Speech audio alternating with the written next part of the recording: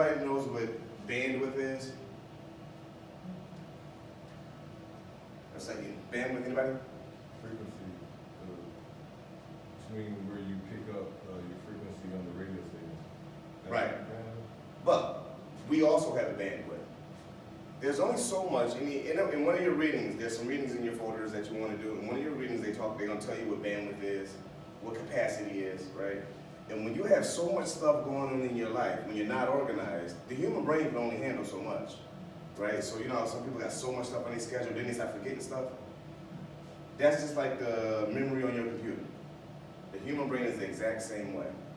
So that's why we begin to talk about organizing and everything first before we even get into real estate. Having your definite chief aim, understanding what it is, taking everything out putting it all on the table, and figuring out exactly what you need to do, and handling it in bite-sized increments that the human brain can handle without becoming frustrated or discombobulated, right? Because then you start to make a mess. When you start to make a mess in real estate, that costs you money. You don't want to make those mistakes. So that's why early in the book we talk about organizing, right? So we're going to get into some of that.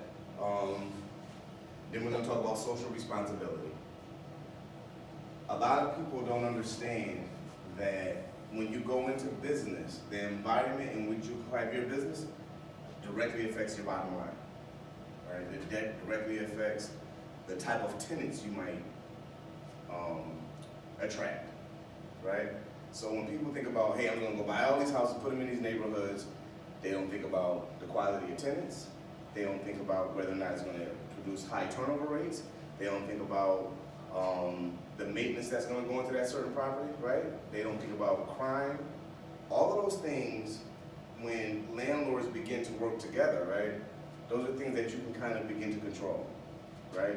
So that has to be in your plan. Who's in this neighborhood that I'm investing in? What type of network can I build? You're going to hear me talk about network a lot. Your network is your network.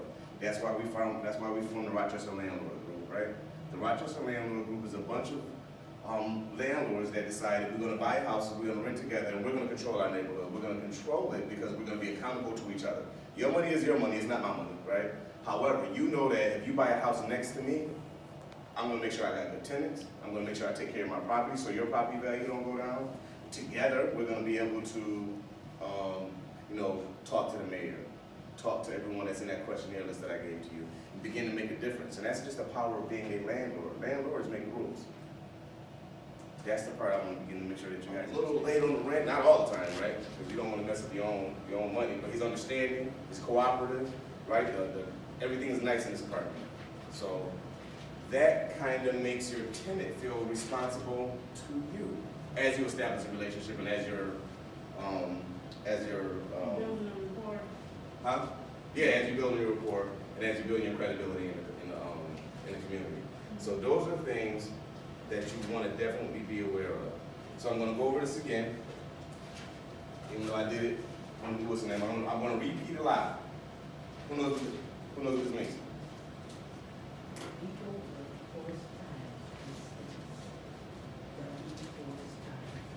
Work.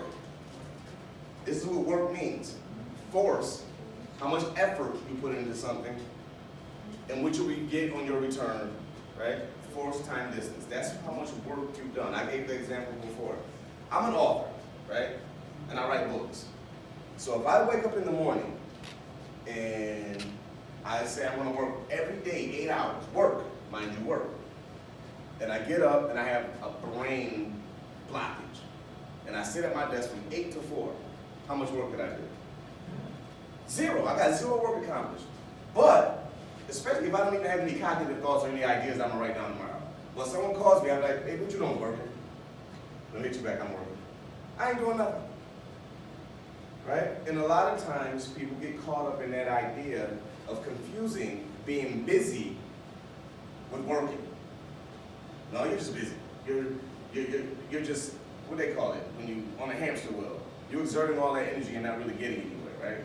Do not confuse being psychologically occupied with working. That makes sense? You're just psychologically occupied. You're not really producing anything, so there's no work getting done. You're no further to your goal at 8 o'clock in the morning than you are closer to it by the time at the end of the day. So that's why we talk about work equals force times distance. And as you achieve your goals, right? As you begin to do the work and you get closer to achieving your goals or whatever it is that your definite chief aim is, right? What begins to happen? That's when you become powerful, right? And this word powerful can be used any way you want to use it, right? Powerful is your ability to, if you want to go to France, you can go to France. I'm powerful enough to do that, right? And it's not going to hurt me financially, right? I'm powerful to achieve everything that's on my vision board, and it's not going to hurt me because I did it the right way, right? Some people power could be power to influence politics, right?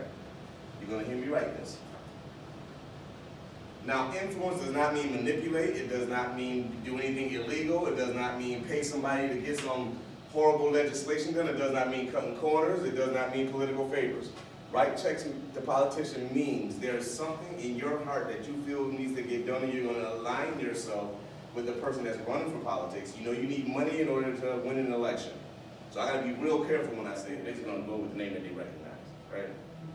So you write checks to politicians in order to further advance your cause. It's an alignment, it's a network. It's not a bribe. When I say this in class, it's not a bribe. You're not doing anything. You are networking, you're building a strong network with like-minded people with similar goals. It takes money and manpower to win an election. There's legislation that's involved in any area where you pay taxes at. And if you got a whole lot of properties, or you begin to do a lot of stuff in any type of area, there's certain legislation that may cost you money, right? So you guys got to be aware of that. And these are the things that people don't think about when they begin building their strategy. So, do the work. Remember, work equals force times distance. Power equals work divided by time.